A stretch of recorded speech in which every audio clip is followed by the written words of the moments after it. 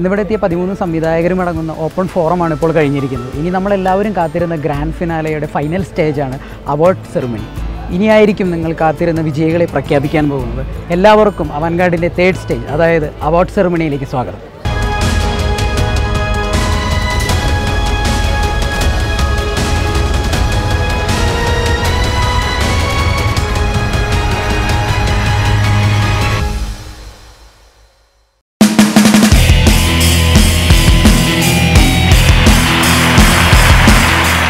നമസ്കാരം.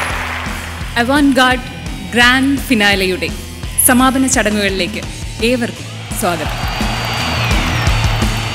മലയാള television reality show രംഗത്തും മലയാള short film മേഖലയിലും മീഡിയ വൺ എഴുതി ചേർത്ത പുതിയ അധ്യായമാണ് അവൻഗാർഡ്. മലയാളത്തിലെ ആദ്യത്തെ short film reality show. Television പരിപാടികളുടെ പതിവ് ശൈലിയെ മാറ്റിമറിച്ച അവൻഗാർഡിലൂടെ നമുക്ക് ചുറ്റുമുള്ള യുവ ചലച്ചിത്ര പ്രതിഭകളെ പ്രോത്സാഹിപ്പിക്കുകയായിരുന്നു ഞങ്ങളുടെ ലക്ഷ്യം. അതിൽ 100% വിജയം വരിക്കാൻ കഴിഞ്ഞുവെന്ന് അഭിമാനത്തോടെ ഈ നിമിഷം പറയാൻ കഴിയും.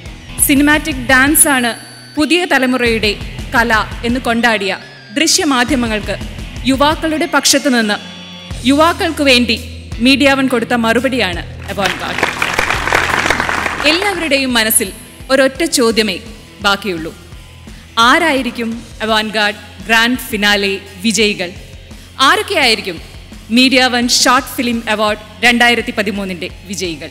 അവൻഗാർഡ് ഗ്രാൻഡ് ഫിനാലയുടെ ഈ സമാപന ചടങ്ങിലേക്ക് എത്തിച്ചേർന്ന എല്ലാവർക്കും സ്വാഗതം.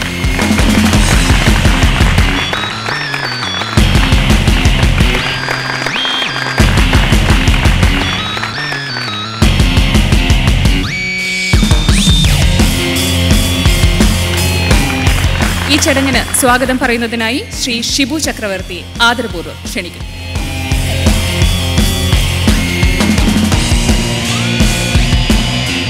മീഡിയ വൺ കഴിഞ്ഞ ഫെബ്രുവരി 10 ടെലികാസ്റ്റ് ആരംഭിക്കുമ്പോൾ വ്യത്യസ്തമായി എന്ത് നൽകാൻ സാധിക്കും എന്നുള്ള അന്വേഷണമാണ് യഥാർത്ഥത്തിൽ അവൻഗാർഡ് പോലുള്ള പ്രോഗ്രാമിലേക്ക് ഞങ്ങളെ കൊണ്ടുവന്ന് നിർത്തിയത്.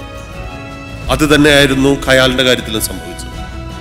ആ ശ്രമം വിജയിച്ചു എന്നുള്ളതിൻ്റെ ഒരു തെളിവാണ് ഇന്ന് ഈ പ്രോഗ്രാമുകൾക്ക് പ്രത്യേകം വ്യൂവർഷിപ്പ് ഉണ്ടാവുകയും ചെയ്തത്.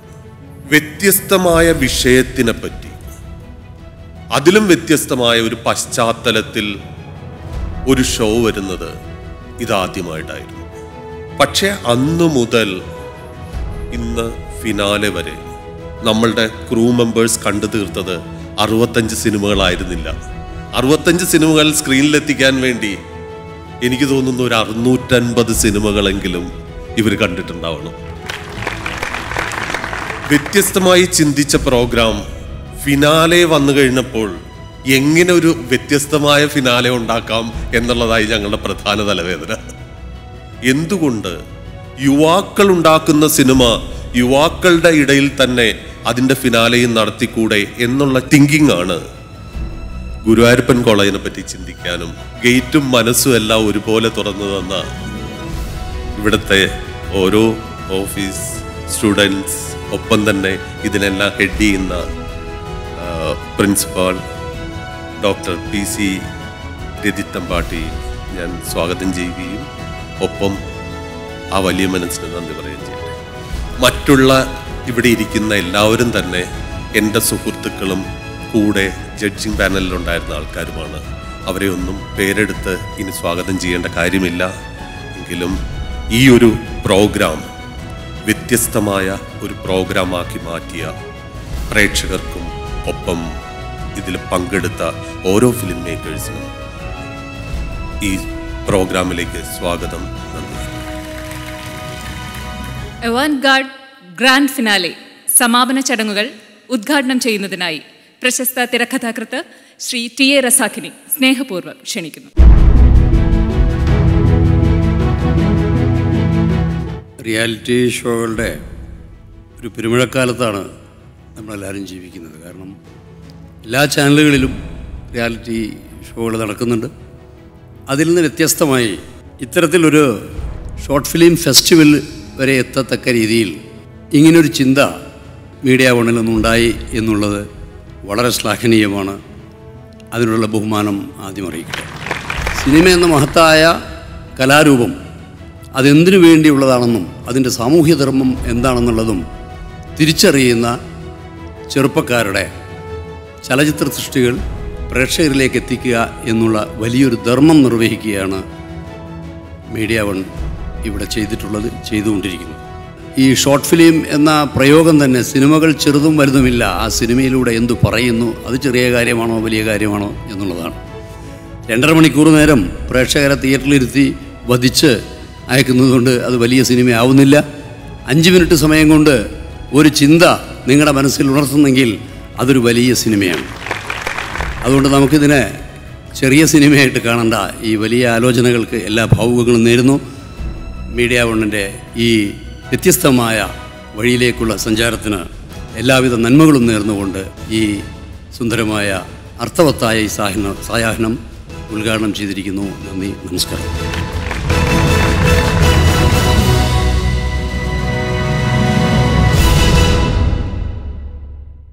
അവൻഗാർഡിൻ്റെ തുടക്കം മുതൽ ഇതുവരെ ഒപ്പമുണ്ടാവുകയും എല്ലാ പ്രവർത്തനങ്ങൾക്കും ഊർജം പകരുകയും ചെയ്ത ശ്രീ ജെയിൻ ജോസഫ് അവർകളെ അവൻഗാർഡിൻ്റെ അനുഭവങ്ങൾ പങ്കുവയ്ക്കുന്നതിനായി സാദരം ക്ഷണിക്കുന്നു. വേദിയിലിരിക്കുന്ന ബഹുമാന്യരും വിശിഷ്ടരുമായ വ്യക്തികളെ, സദസ്സിലുള്ള brilliant youngsters and teachers and others, very good evening to you. ഈ ഷോർട്ട് ഫിലിമിന് ജൂറി മെമ്പറായിട്ട് വിളിച്ചപ്പോൾ എനിക്കുണ്ടായിരുന്നൊരു വലിയ ആഗ്രഹം, കേരളത്തിൽ ഷോർട്ട് ഫിലിംസിനെ കുറിച്ച് ഒരുപാട് ചർച്ച ചെയ്യപ്പെടുന്നുണ്ട്, യൂട്യൂബിൽ നിറയെ സിനിമയാണെന്ന് എല്ലാവരും പറയുന്നുണ്ട്. അപ്പോൾ അങ്ങനെയൊക്കെ ഉള്ളതുകൊണ്ട് യഥാർത്ഥത്തിൽ ഇതെവിടം വരെ എത്തിച്ചേർന്ന് നിൽക്കുന്നു എന്ന് അറിയണമെന്നുണ്ടായിരുന്നു. പക്ഷെ പോകെ പോകെ അതിൽ വളരെയധികം ഇൻവോൾവ് ചെയ്യുകയും പിന്നെ ഞാനിപ്പോൾ അവസാനമൊക്കെ ആയപ്പോഴാണ് തിരിച്ചറിഞ്ഞത് തുടക്കം മുതൽ അവസാനം വരെ ഞാൻ നിന്നു എന്നും ഏറ്റവും ഇമോഷണലി അതിൽ പങ്കെടുത്തു എന്നും. പാർട്ടിസിപ്പൻസിനോട് എനിക്ക് പറയാനുള്ളത്, നമ്മൾ നിങ്ങളെ ആരെയും വിധിക്കാൻ ഇഷ്ടപ്പെട്ടിട്ടില്ല, വിധിച്ചിട്ടുമില്ല. കാരണം ഒരു കലാകാരൻ എന്നുള്ള നിലയ്ക്ക്, ആർട്ടുമായി ബന്ധപ്പെടുന്ന ഒരാളെന്നുള്ള നിലയ്ക്ക് ഞങ്ങൾക്ക് എല്ലാവർക്കും അറിയാം, വിധിക്കൽ നമ്മുടെ കർമ്മമല്ല. Once you make it, audience അത് വിധിച്ചുകൊള്ളും. ആ വിധിയെ നമ്മൾ ബഹുമാനിക്കേണ്ടതുണ്ട്. ആ വിധിയിൽ നിന്നാണ് നമ്മളെല്ലാം തിരിച്ചറിയുന്നത്. പക്ഷേ ഇതൊക്കെ പറയുമ്പോഴും എനിക്ക് പറയാനുള്ളത്, എത്രയൊക്കെ നമ്മൾ ഷോർട്ട് ഫിലിംസ് ഉണ്ടാകുന്നുണ്ട് എന്ന് പറഞ്ഞാലും യഥാർത്ഥത്തിൽ ക്വാളിറ്റേറ്റീവ്ലി നമുക്ക് വളരെ ചുരുക്കം ഷോർട്ട് ഫിലിംസേ നല്ലത് ഉണ്ടായിട്ടുള്ളൂ. അതോടൊപ്പം തന്നെ നല്ല ഷോർട്ട് ഫിലിംസിൽ ബ്രില്യൻ്റ് ആയിട്ടുള്ള പല ഷോർട്ട് ഡിസൈനുകളും പല തോട്ടുകളും ഉള്ളതായിട്ട് നമ്മൾ തിരിച്ചറിയുകയും, ഗംഭീരമായി പോയല്ലേ, ആ കുട്ടിക്ക് അങ്ങനെ തോന്നിയല്ലോ എന്നൊക്കെ ഉറപ്പായിട്ടും പറഞ്ഞിട്ടുണ്ട്. ഈ 10 ഷോർട്ട് ഫിലിം ഇന്നിവിടെ കാണിച്ചിട്ടുള്ളത് ഒരു സമൃദ്ധമായ ഒരു സദ്യയായിരുന്നു എന്നെനിക്ക് തോന്നുന്നുണ്ട്. ഇതിനോട് യോജിക്കുന്നുണ്ടെങ്കിൽ ഞങ്ങൾക്ക് വേണ്ടിയല്ല, ഈ മേക്കേഴ്സിന് വേണ്ടി നിങ്ങളൊന്ന് കൈയടിക്കണമെന്ന് ഞാൻ ആഗ്രഹിക്കുന്നുണ്ട്. ഞാനിത് പറഞ്ഞു വരുന്നത്, ഇനിയും കുടുംബങ്ങളിലേക്ക് സിനിമാ സംസ്കാരം എത്തേണ്ടതുണ്ട്. സാഹിത്യം അതിൻ്റെ ഏറ്റവും ഗംഭീരമായ അവസ്ഥയിൽ എത്തി നിന്നത് വീടുകളിൽ സാഹിത്യ ചർച്ച നടന്നിരുന്ന കാലത്താണ്. അതുപോലെ തന്നെ സിനിമയെക്കുറിച്ചും ഷോർട്ട് ഫിലിമുകളെക്കുറിച്ചും ഫിലിം മേക്കിങ്ങിനെ കുറിച്ചും വീടുകളിലെ പാരൻസും കുട്ടികളൊക്കെ തമ്മിൽ ചർച്ച ചെയ്യുന്നൊരു കാലത്താണ് ഏറ്റവും നല്ല സിനിമകൾ ഉണ്ടാകാൻ പോകുന്നതെന്ന് വ്യക്തിപരമായിട്ട് ഞാൻ വിശ്വസിക്കുന്നു. ഒരു കാര്യം കൂടിയും പറഞ്ഞാൽ എനിക്ക് പറയാനുള്ളത് പൂർണ്ണമാവുമെന്ന് തോന്നുന്നു. മീഡിയ വൺ എന്നെ ഞെട്ടിച്ച് കളഞ്ഞിരുന്നു. കാരണം അവരെനിക്ക് അപ്രിഷ്യേറ്റ് ചെയ്യാതിരിക്കാൻ പറ്റില്ല. The way they shoot it was as serious as shooting A feature film. അത്രത്തോളം ഒരു സ്കെയിലിൽ ഈ പ്രോഗ്രാമിനെ സംഘടിപ്പിക്കുവാൻ കഴിഞ്ഞു എന്നതിന് ശ്രീ ശിവു ചക്രവർത്തിയോടും ഇതിൻ്റെ പ്രൊഡ്യൂസർ സുരേഷിനോടും ഞങ്ങൾക്കുള്ള നന്ദി ഞങ്ങൾ അറിയിച്ചോട്ടെ. Because we are thankfully making this comment. ആശംസകൾ അർപ്പിച്ച് സംസാരിക്കുന്നതിനായി ശ്രീ VR സുധീഷിനെ സ്നേഹപൂർവ്വം ക്ഷണിക്കുന്നു. ഇങ്ങനെയൊരു ഹ്രസ്വ ചലച്ചിത്രമേള സംഘടിപ്പിച്ച മീഡിയ വൺ പ്രവർത്തകരെ ഞാൻ അനുമോദിക്കുകയാണ്. ഇന്നത്തെ 14 ഹ്രസ്വചിത്രങ്ങളും കാണാനുള്ള ഭാഗ്യം ഉണ്ടായിട്ടില്ല. ഞാനിതിൻ്റെ പാനലിൽ ഉള്ള ആളല്ല. പക്ഷേ ഈ ചിത്രങ്ങളെ പരിചയപ്പെടുത്തുന്ന ബ്രോഷറിലൂടെ കടന്നു പോയപ്പോൾ അതിൻ്റെ പ്രമേയങ്ങൾ വളരെ വിചിത്രവും കൗതുകകരവുമായി തോന്നി. ഈ യുവ പ്രതിഭകളിൽ നിന്ന് ഇത്തരത്തിലുള്ള വളരെ നൂതനമായ ചിന്തകളും പരീക്ഷണ രൂപങ്ങളും ഉണ്ടാകുന്നത് വളരെ സ്വാഗതാർഹമാണ്. ഇങ്ങനെയൊരു ചാനൽ ഇങ്ങനെയൊരു ഗ്രാൻഡ് ഫിനാലേക്ക് രൂപം കൊടുത്തതിന് ഞാൻ ഒരിക്കൽ കൂടി അനുമോദിക്കട്ടെ. ഈ യുവ പ്രതിഭകളെ, ഈ സിനിമകൾക്ക് പിന്നിൽ പ്രവർത്തിച്ച എല്ലാ കലാകാരന്മാരെയും ഒരിക്കൽ കൂടി ഞാൻ അനുമോദിച്ചുകൊണ്ട് എൻ്റെ സംഭാഷണം അവസാനിപ്പിക്കുന്നു. നന്ദി സർ. ചലച്ചിത്ര നടൻ ശ്രീ ഇർഷാദിനെ ആശംസകൾ അർപ്പിച്ച് സംസാരിക്കുന്നതിനായി ക്ഷണിക്കുന്നു.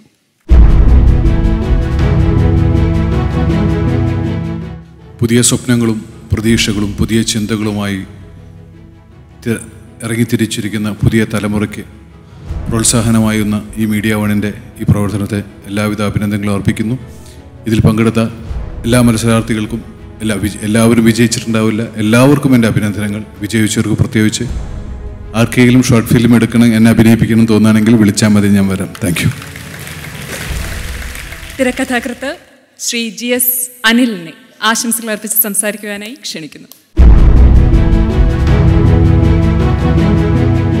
നേരത്തെ റസാഖയൊക്കെ പറഞ്ഞ പോലെ തന്നെ നമ്മളൊരു കൃത്യമായിട്ടൊരു സാംസ്കാരികമായിട്ടല്ല നമ്മുടെ നിലനിൽപ്പുമായിട്ട് ഇടപെടുന്ന ഒരു വല്ലാത്തൊരു സർഗ പ്രക്രിയയിൽ ഒരു ക്രിയേഷനും ഉണ്ടാവുമെന്ന് വിശ്വസിക്കുന്നു ഞാൻ. അതുകൊണ്ട് തന്നെ നമുക്ക് നമ്മൾ നടത്തുന്ന, നമ്മൾ പറയുന്ന വിഷയം, നമ്മുടെ രീതികൾ നമ്മളെ വരും തലമുറയിനെയും നമ്മുടെ നിലനിൽപ്പിനെയും ഒക്കെ നിർണ്ണയിക്കുന്നൊരു കാര്യം. പലരും സിനിമയിലേക്ക് വരുന്നത് അതിൻ്റെ ഒരു പാഷൻ, അതിൻ്റെ എസ്റ്റാബ്ലിഷ്മെൻറ്റ്, ബാക്കി എല്ലാം വെച്ചിട്ട് നിലനിൽപ്പ് എന്നുള്ളത് വലിയൊരു ഘടകമാണ്. അതുകൊണ്ട് തന്നെ സമൂഹത്തോട് പറയുന്നൊരു വിഷയം എന്ത് പറയുന്നു എന്നതിനെ കൂടുതലായിട്ട് എങ്ങനെ പറയുന്നു വലിയൊരു ഘടകം തന്നെയാണ്. അതിന് ഒരു ഉദ്ദേശശുദ്ധി കൃത്യമായിട്ട് വേണം. അത് നമ്മുടെ നിലനിൽപ്പിനെ നിർണ്ണയിക്കുന്നതാണ്, നമ്മുടെ സംസ്കാരത്തെ നിർണ്ണയിക്കുന്നതാണ്. Thank you. ഇനി അവോൻഗാർഡ് ഗ്രാൻഡ് ഫിനാലയുടെ വിജയികളെ പ്രഖ്യാപിക്കുന്നതിനുള്ള സമയമാണ്. Media One short film award 2013 നേടുന്നത് ആരൊക്കെ ആയിരിക്കും എന്നറിയാൻ നിങ്ങൾ കാത്തിരിക്കുകയാണെന്നറിയാം. 9 വിഭാഗങ്ങളിലായാണ് Media One short film award നൽകുന്നത്. ഏറ്റവും മികച്ച ഷോർട്ട് ഫിലിം, പ്രേക്ഷക പ്രീതി നേടിയ ഷോർട്ട് ഫിലിം, അവോൻഗാർഡ് എക്സ്പ്ലോ അവാർഡ്, കൂടാതെ മികച്ച സംവിധായകൻ, ഛായാഗ്രാഹകൻ, തിരക്കഥാകൃത്ത്, എഡിറ്റർ, സൗണ്ട് ഡിസൈനർ, അഭിനേതാവ്.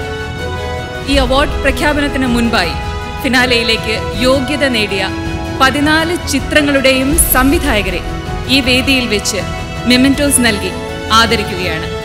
64 ചിത്രങ്ങളിൽ നിന്ന് 22ലേക്ക് ചുരുങ്ങി. അതിൽ നിന്ന് പ്രേക്ഷകരും ജൂറിയും നൽകിയ മാർക്കുകളിലൂടെ മുൻപിലെത്തിയ 14 സിനിമകളാണ് മീഡിയ വൺ ഷോർട്ട് ഫിലിം അവാർഡിനായി മത്സരിച്ചത്. ഈ ചിത്രങ്ങളുടെ സംവിധായകരെ ഓരോരുത്തരെയായി വേദിയിലേക്ക് ക്ഷണിക്കുകയാണ്. പാലസ്തീൻ സംവിധാനം ചെയ്ത ലാൽ കൃഷ്ണനെ ആദ്യമായി വേദിയിലേക്ക് ക്ഷണിക്കുകയാണ്.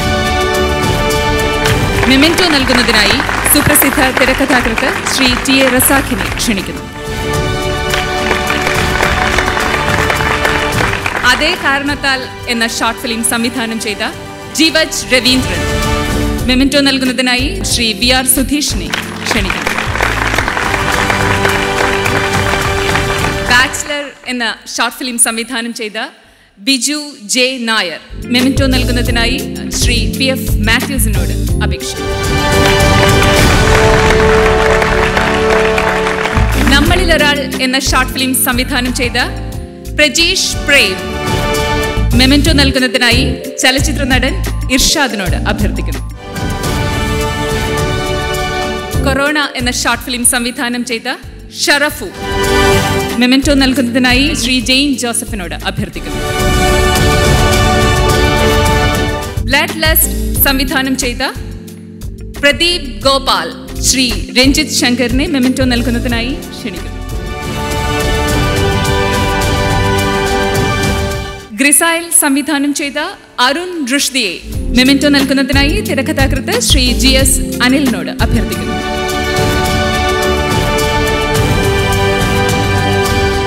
മീൽസ് റെഡി സംവിധാനം ചെയ്ത നിതുന നെവിൽ ശ്രീ വിനയ് ഫോർട്ടിനോട് മെമന്റോ നൽകുന്നതിനായി അപേക്ഷിക്കുന്നു.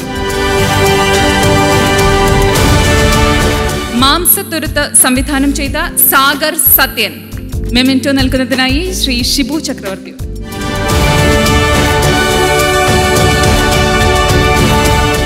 ഫേവർ ഓഫ് സൈലൻസ് സംവിധാനം ചെയ്ത ശ്യാം ശങ്കർ ഡോക്ടർ PC രതിതമ്പാട്ടി. ഫോർ ഹയർ സംവിധാനം ചെയ്ത വിഷ്ണു രാഘവ് ശ്രീ TA റസാഖ്. പ്ലീസ്. ഒരു വിത്തൗട്ട് സംവിധാനം ചെയ്ത Unais Nazeer Shri VR Sudheesh. Please. Photogenic സംവിധാനം ചെയ്ത Liju Krishna Shri PF Mathews. Please.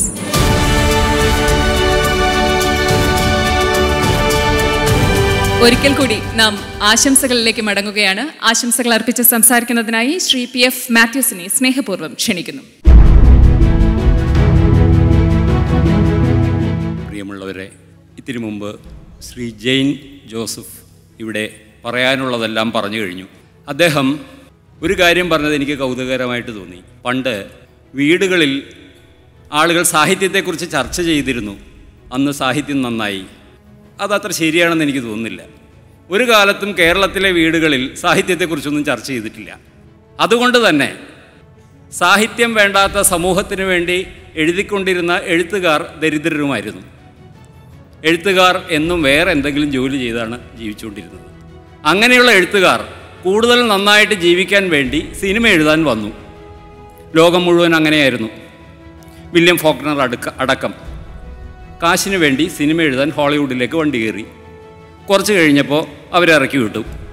പണ്ടൊക്കെ അക്ഷരകലയുമായി ബന്ധപ്പെട്ടവരാണ് സിനിമയിലേക്ക് വന്നുകൊണ്ടിരുന്നത്. ഈ അക്ഷരകലയുമായി വന്ന ആളുകൾ സിനിമ എഴുതാൻ തുടങ്ങിയപ്പോൾ മൊഴികൾ കൊണ്ട് നിറക്കുകയാണ് ചെയ്തത്. അങ്ങനെ മലയാള സിനിമ മുഴുവൻ ശബ്ദരേഖയായിട്ട് മാറി.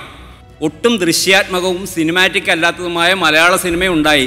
ഇന്നും മലയാളത്തിൽ ഗംഭീരമായ സിനിമകളൊന്നും ഉണ്ടായിട്ടില്ല എന്നുള്ള ഒരു വിശ്വാസക്കാരനാണ് ഞാൻ. പക്ഷേ ഇന്ന് കണ്ട 14 സിനിമകൾ എന്നെ വല്ലാതെ അത്ഭുതപ്പെടുത്തി.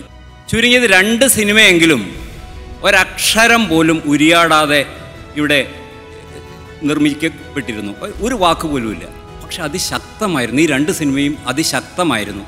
അങ്ങനെ നിരവധി സിനിമകൾ കണ്ട ഒരു അനുഭവത്തിൽ നിന്ന് വളരെയധികം പ്രതീക്ഷ നിറഞ്ഞ ഒരു മനസ്സുമായാണ് ഞാൻ നിൽക്കുന്നത്. മലയാളി അക്ഷരത്തെ കാര്യമായിട്ടൊന്നും സ്നേഹിച്ചില്ല, ഭാഷയെ കാര്യമായിട്ടൊന്നും സ്നേഹിച്ചില്ല. എങ്കിലും സിനിമ എന്ന കലയെ മലയാളി സ്നേഹിക്കുമെന്നും നിങ്ങൾ കൊടുക്കുന്ന സിനിമകൾ മലയാളി നെഞ്ചോടേറ്റു വാങ്ങുമെന്നും എനിക്ക് ഉറപ്പുണ്ട്. നിങ്ങൾക്ക് എല്ലാ ആശംസകളും നേർന്നുകൊണ്ട് എൻ്റെ വാക്കുകൾ അവസാനിപ്പിക്കുന്നു.